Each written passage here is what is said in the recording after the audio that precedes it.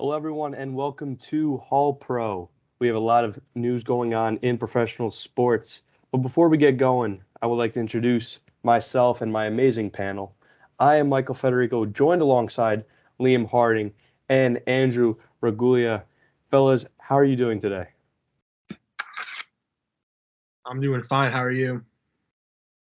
I'm doing great, getting ready to talk some sports. We got baseball, some NFL news, and a close to home Jared Rhoden, some NBA news. Andrew, how are you doing? I'm doing well. I'm excited to get going. Yeah, so we're going to jump right into baseball. First off, let's start with, I would say, the hottest team in the NL, even though they have sloped down a little bit in this month of June going into the month of July. The Mets are 50 and 31 currently. They've been struggling throughout the month of June, but with Max Scherzer coming back, he had 6 innings pitched, 2 hits allowed with no runs, 11 strikeouts, and the Mets still managed to lose that game 1-0 to the Cincinnati Reds.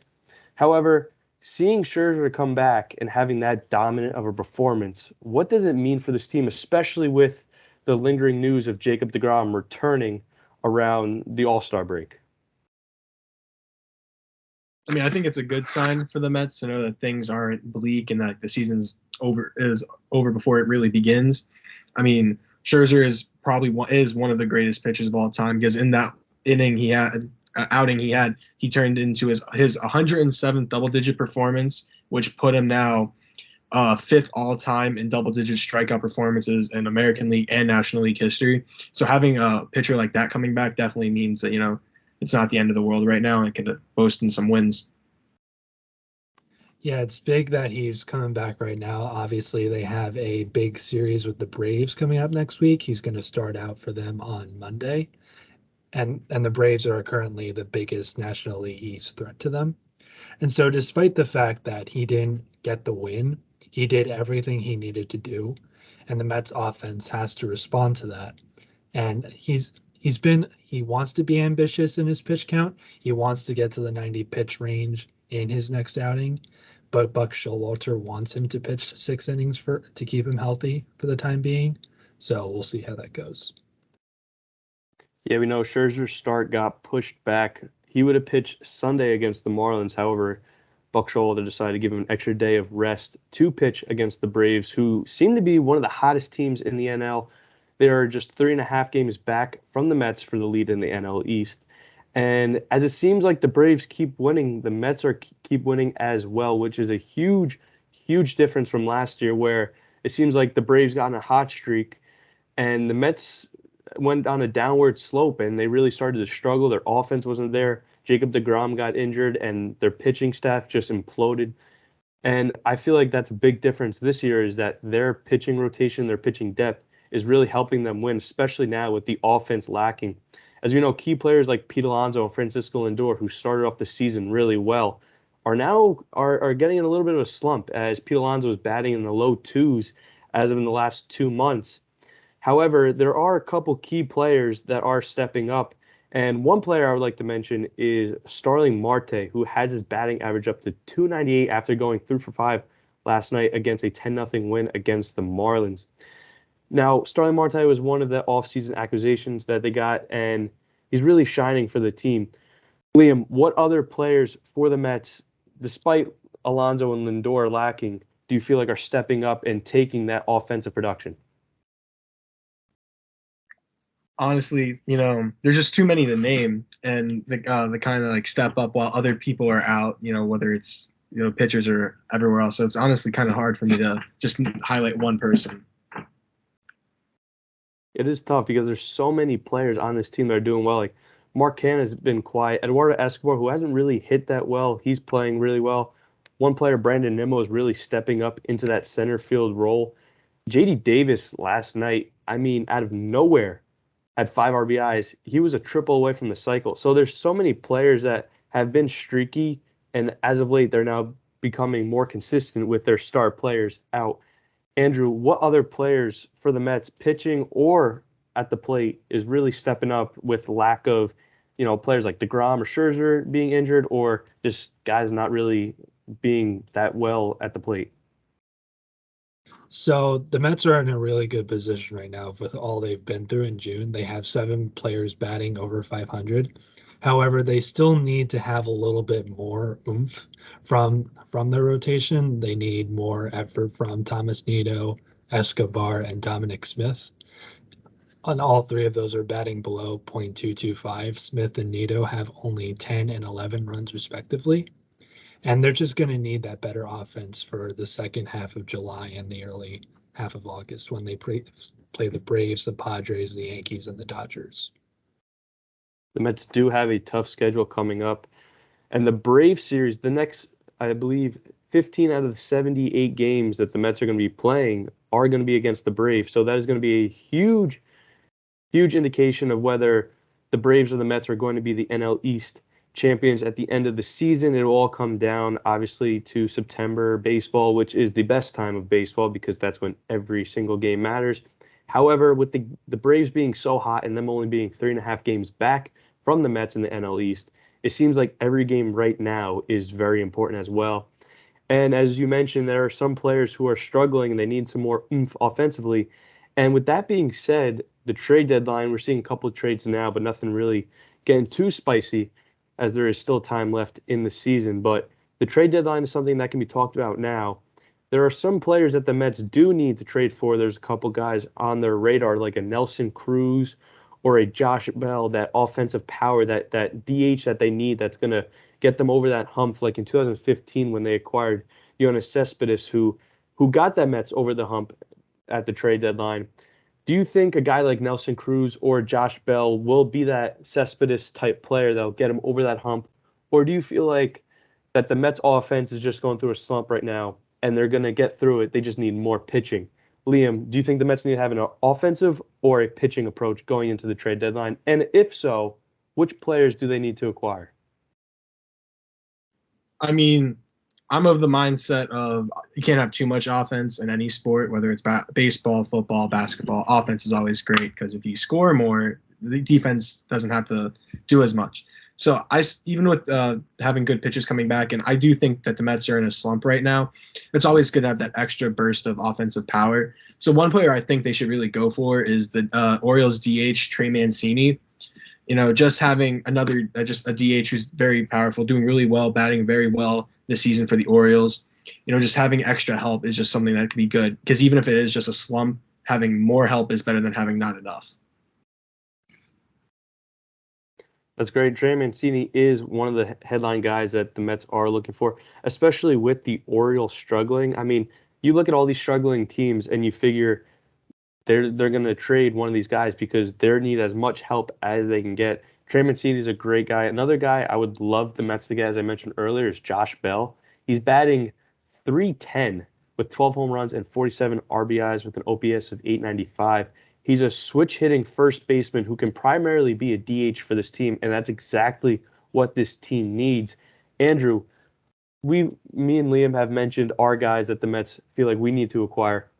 Who do you think the Mets need to acquire coming up in this trade deadline? So obviously, Josh Bell is a great pick. He's one of the only good national players on the current roster.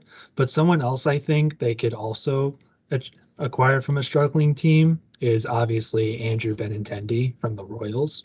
He's hitting 314 this season in 77 games, and he's also another good left-handed hitter. He can either be their better designated hitter, or he can take Mark Canha's spot in left field.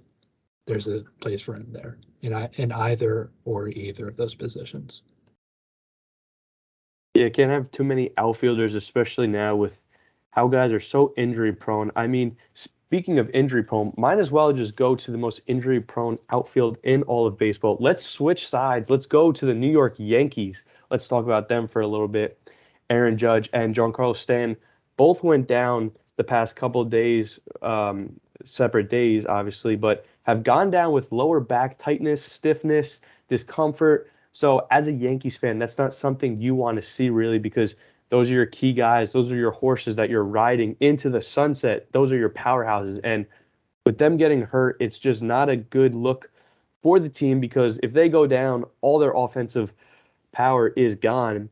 However, the Yankees are still, I would say, the best team in baseball, and that is due to Aaron Judge and Giancarlo Stanton. However, there are other guys on this team that are stepping up, and I want to hear from you guys, besides Aaron Judge, who is an obvious MVP candidate who deserves all the money in the world this coming offseason from whether it's the Yankees or another team. What other guys on this Yankees team are stepping up and making them the most dominant team in baseball so far? Andrew, let's start with you. So in the past 2 weeks, we've seen a lot of more effort from the rest of the roster. I'd say Aaron Hicks is a great example. He hit two really big clutch home runs within the past 2 weeks, a 3-run home run against the Astros and a grand slam just the other day in Pittsburgh. And I also see Josh Donaldson, who was in a bit of a slump recently, but has hit his stride recently in the past week, including a grand slam against Boston.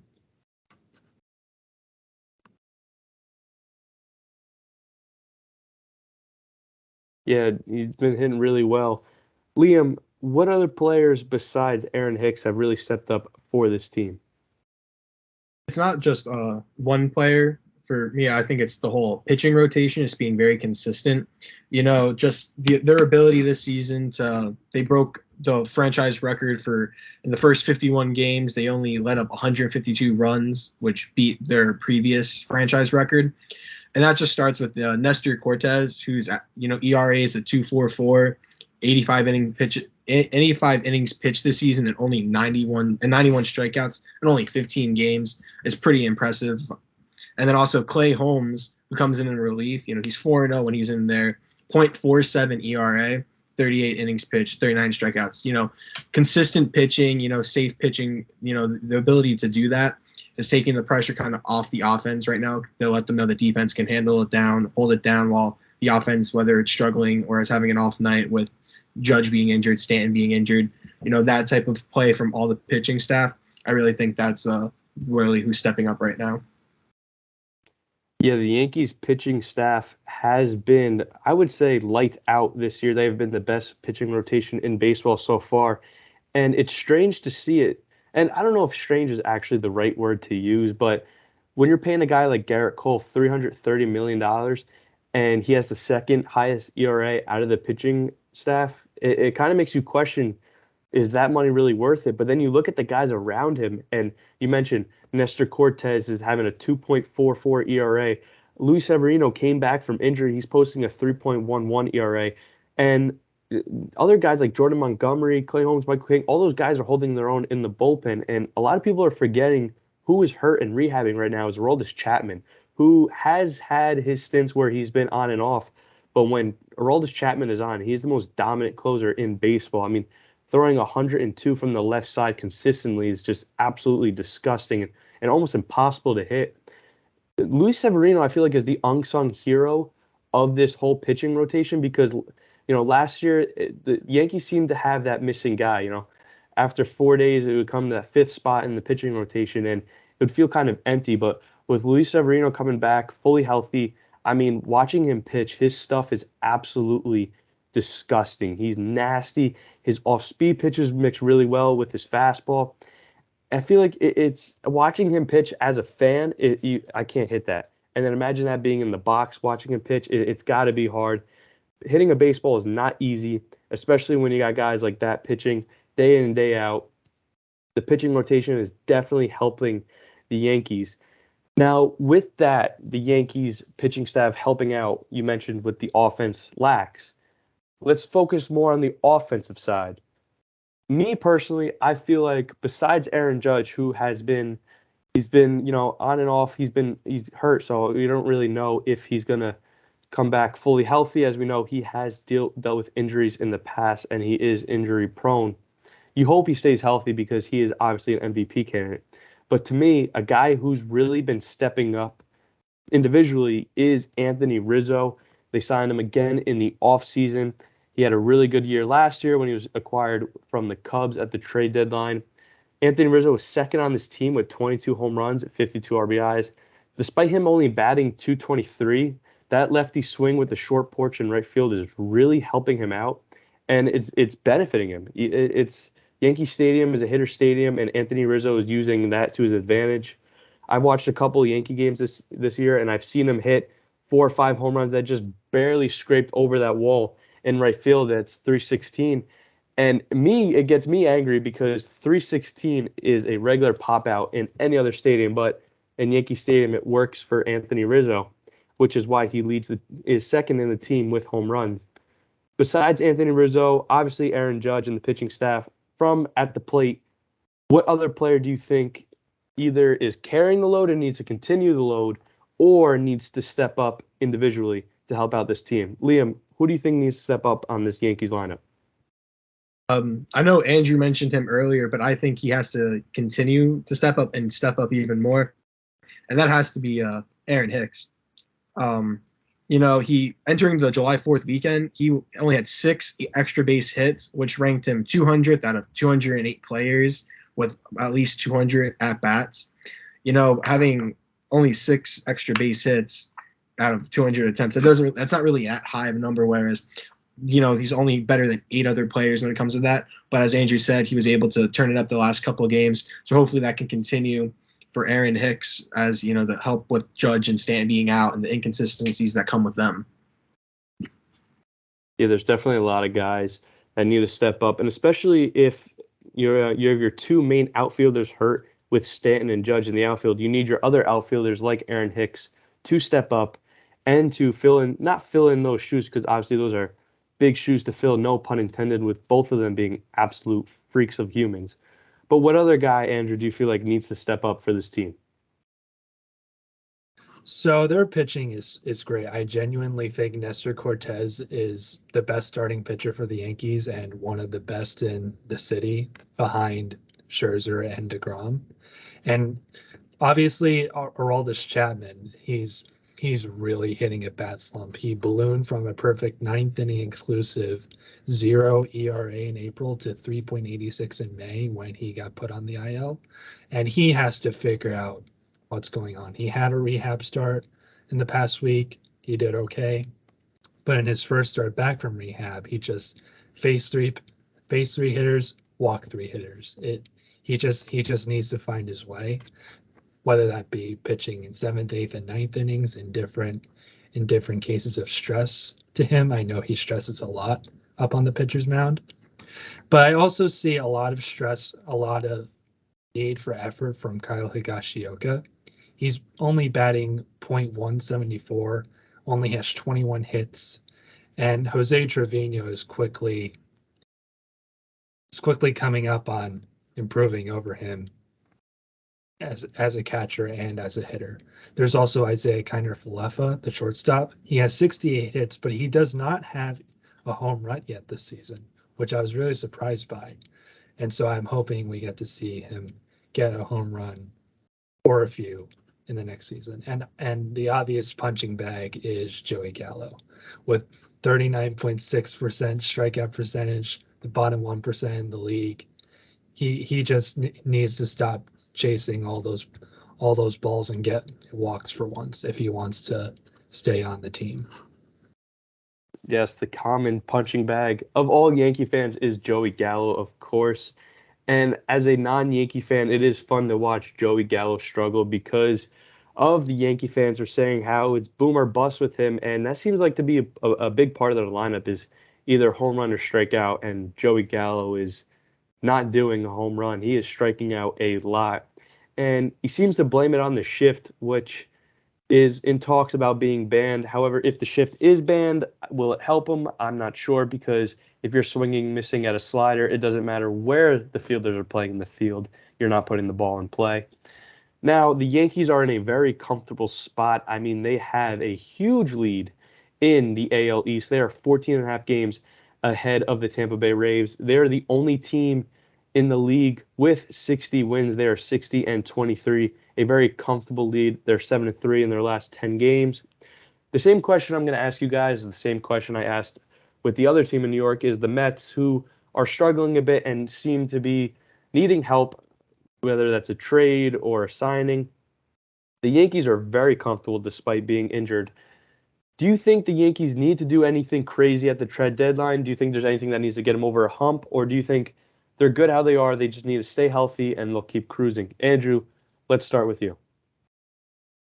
So the obvious answer is to get Joey Gallo out of there. He's worth a bucket of batting equipment or less than that. And obviously they could go for Andrew Benintendi like the Mets are. And the Royals are willing to trade him. He can create another traffic stop at the top of the lineup for them. But they could also work to acquire the Pittsburgh Pirates center fielder Brian Reynolds. He's he is he is, after all, the most sought after center fielder on the market, and he would find much more success with the Yankees than the Pirates because the Pirates are 34 and 49.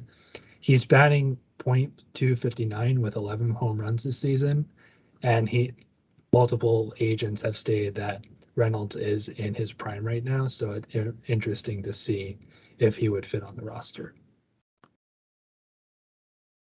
Yeah, a lot of trade rumors going on. Brian Reynolds, a switch hitting center fielder, and that seems to be like the big spot for the Yankees that they need to fill. Although Aaron Hicks has been solid, he is old, and just like how they had Brett Gardner, who was also an old head. It's tough to have a older player in center field when you need speed. A switch hitting center fielder who's young in this prime of his career would be a huge jump for the Yankees. Liam, do you think they need to go with the defensive offensive route, or do you feel like this pitching staff needs one more star to really get them, to really separate them from the rest of the league? I actually have the similar mindset as Andrew, thinking about needing some extra help out in the outfield, especially with Joey Gallo still there. But take him out of the equation. Stanton and Judge kind of injury prone. Aaron Hicks he's doing well. He's playing well now, but as I said before, 6 only extra base hits. They need some extra help in the outfield. And 2 people I think they should go after. Anthony Santander of the Orioles, the right fielder. He's batting a .239 right now, 15 home runs, 41 RBIs. So I think he'd be a good get right there, as well as the Diamondbacks, David Peralta. He's playing really well too. On 58 hits right now in the season, 11 home runs, batting at .249. Both those guys could be big gets, and getting them can help with the depth there in the outfield. Also can get Joey Gallo out of the outfield and then the stands with the rest of us.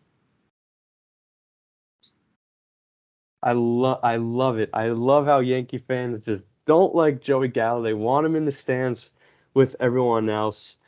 Now, that's enough baseball talk for now. I feel like if we keep talking about it, things are going to get very personal very quick. So let's talk about another sport that is currently not going on, but there is some news going on, and that is in the NFL. Baker Mayfield was traded to the Carolina Panthers for seems like a bag of chips. And Baker Mayfield was a former first overall pick for the Cleveland Browns. He took the Browns to their first playoff. He had the first real Cleveland Brown success was because of him. And he is now traded to the Carolina Panthers.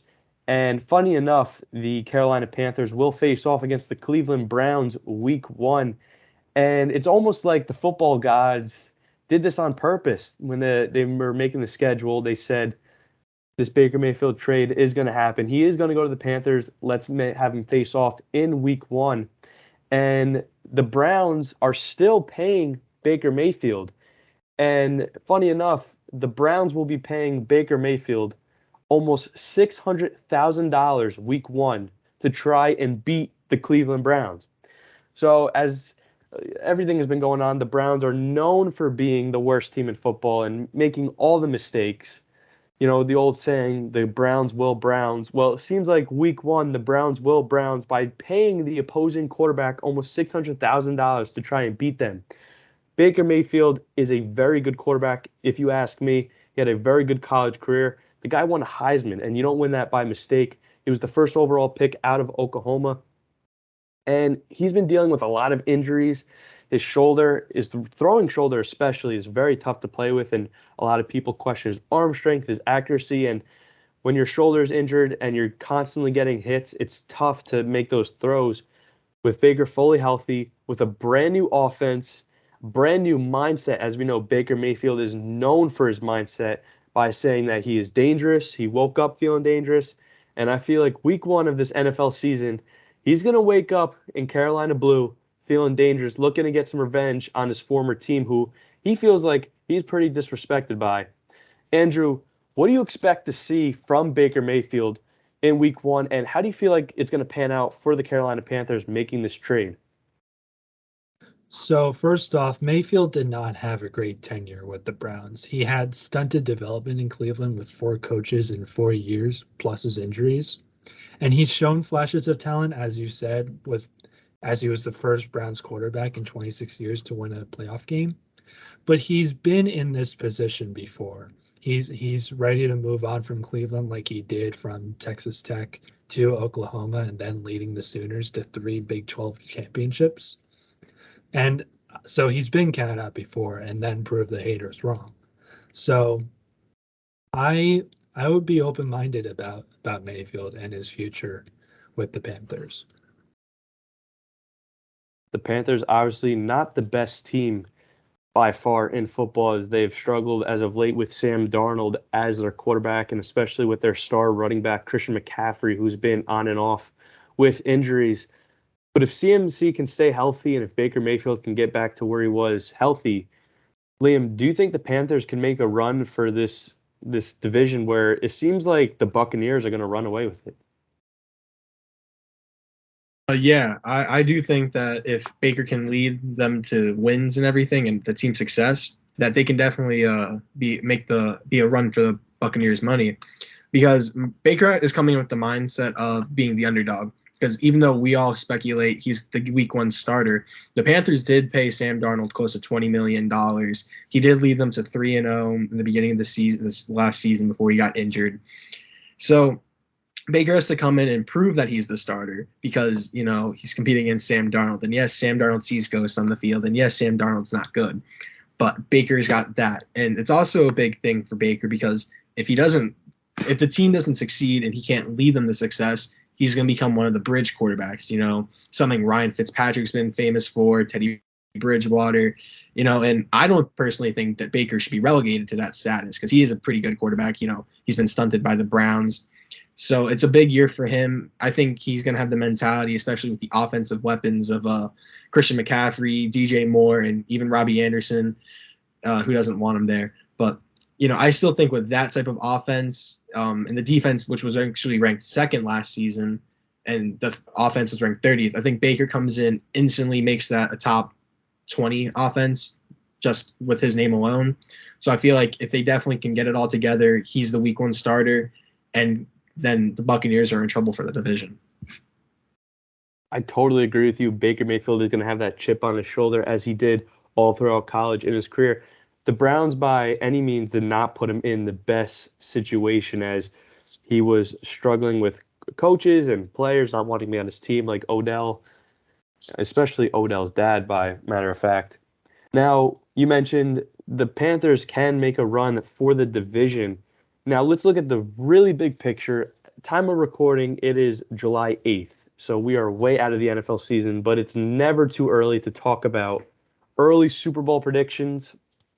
Things can obviously change throughout OTAs and preseason. However, Andrew, let's start with you. Who are your early Super Bowl prediction? So on the AFC side, I think the Cincinnati Bengals are going to be back in the Super Bowl this year. Joe Burrow is a budding young star in the NFL, and this past year's Super Bowl proved that they are legitimate contenders in their back and forth with the Rams. And on the NFC side, it's a little trickier.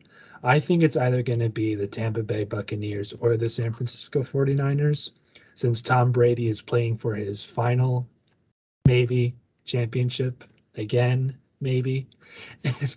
And the state of the NFC South is very dismal. So I think Brady and the Buccaneers should have an easy time making a playoff run. And on the 49ers side, they're coming off their second NFC championship game appearance in the past 3 seasons.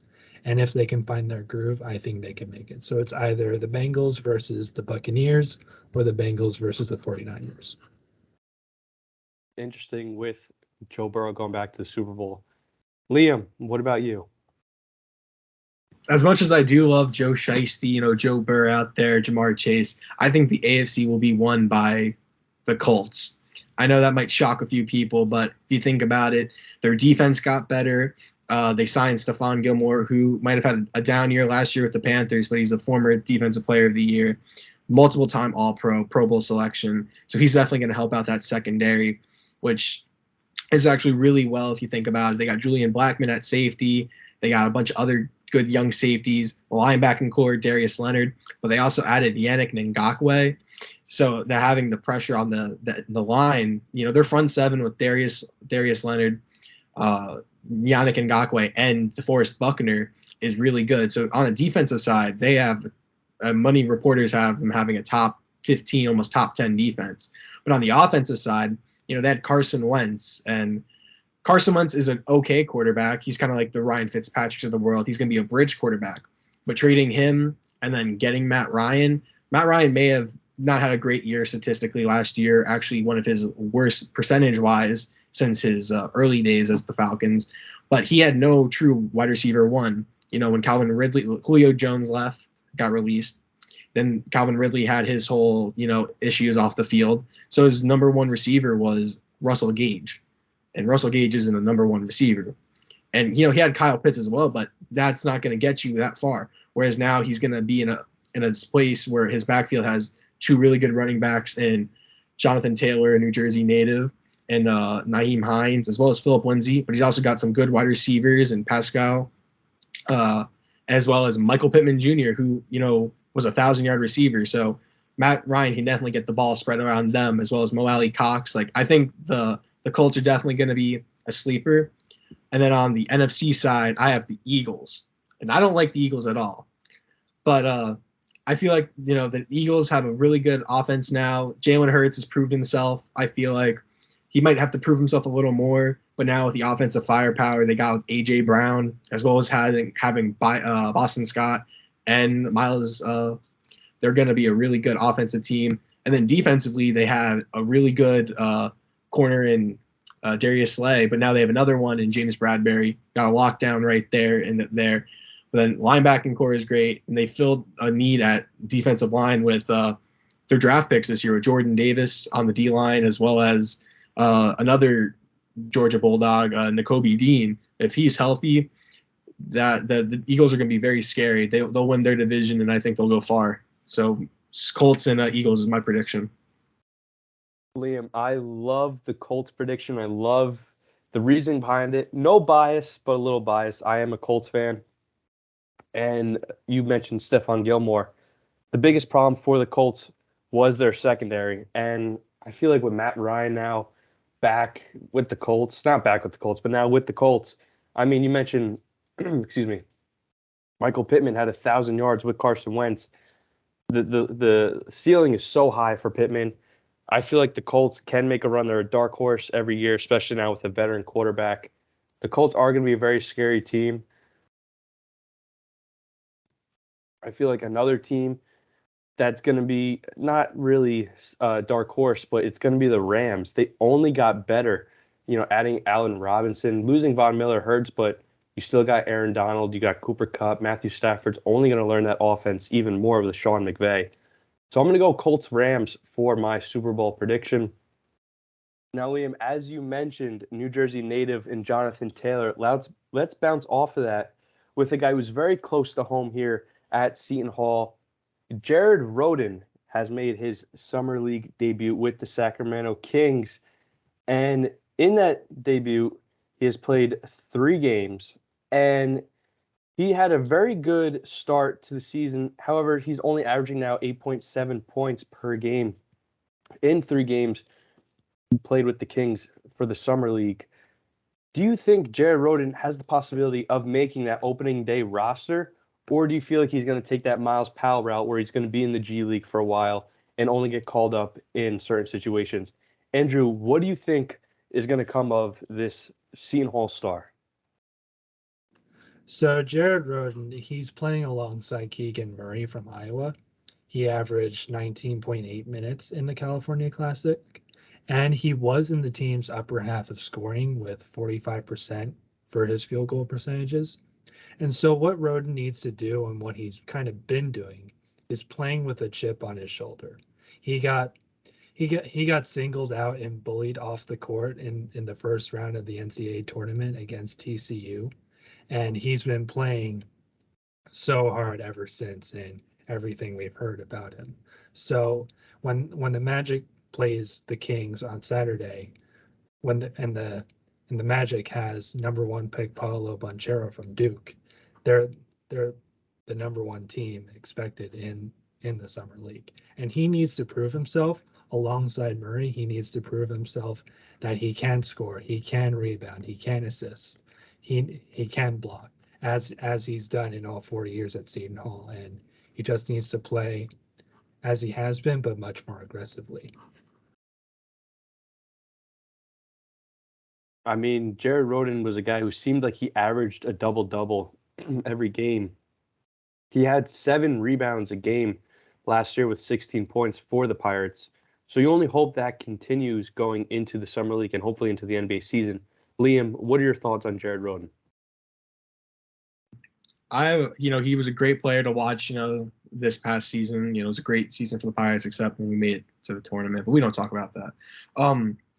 In the Summer League, he played his role well. They had him starting the first 2 games, played well, scored the ball well. The last game against the Lakers, he actually came off the bench 20 minutes, 13 points, was 4 from 6 from the field, but he shot 0 for 1 from 3, which brings up the main question a lot of scouts had in their workouts with him in the whole draft process was, yes, he can finish at the rim, yes, he can drive, he can make the assist, as being a 6'6" around there forward.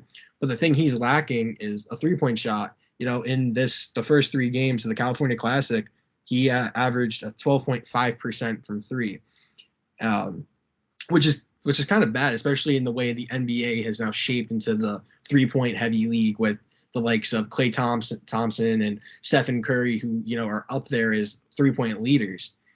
It's a 3-point league now, and Jared Rhoden needs to get his 3-point percentage up for him to be able to make a opening day roster for the Kings. So we have to see how he does in the main summer league in Las Vegas. So, and how he does against Paolo Banchero and the Magic. So, the hope chances are there, but I really think he's going to go the Miles Powell route. A lot of opportunity ahead for Jared Rhoden. Only time will tell how successful he will be. It'll be nice to see another Pirate in the NBA, just like Mamu with the Bucks. However, that will do it all for today's episode of Hall Pro. I'm Michael Federico, joined alongside Liam Harding and Andrew Raccuglia. Today we talked about some baseball news with the Mets and Yankees, their success, their slumps, and what they should do at the trade deadline, players who have stepped up and who need to continue that streak of stepping up. We also talked some NFL with Baker Mayfield to the Panthers and some very early Super Bowl predictions. And we closed out with our boy, fellow Seton Hall Pirate, Jared Rhoden, making his Summer League debut with the Sacramento Kings, and our predictions on the route he will take, which hopefully we will see him on the NBA opening roster with the Kings this upcoming season. That will do it for today's episode. Make sure to tune in for more Hall Pro here on this YouTube channel. That'll do it for today. Thank you all for listening. Go Pirates.